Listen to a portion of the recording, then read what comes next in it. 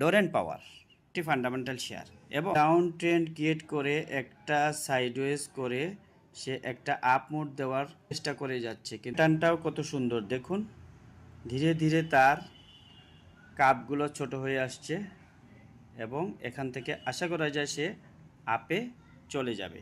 সে আরেকটি channel breakout করার চেষ্টা করতেছে, কয়েকবার এখানে চেষ্টা করছে। সে যদি ব্রেকআউট দিতে পারে, এই ব্রেকআউটটা আমরা যাতে ধরতে পারি তার জন্য আমরা আগাম প্রস্তুতি নেব, কারণ এখানে সে একটা ভালো ভলিউমে ক্রিয়েট করছে এবং ব্যাকগ্রাউন্ডেও তার ভালো ভলিউম রয়েছে।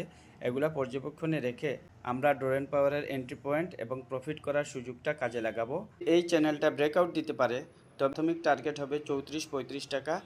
সে 35 টাকা ক্লোজ দিতে পারে, তো দ্বিতীয় টার্গেট হবে 40-41 টাকা। 30 টাকার নিচে ক্লোজ দেয় তবে আমরা স্টপ লস নিয়ে আমাদের পোর্টফোলিও সেভ করব।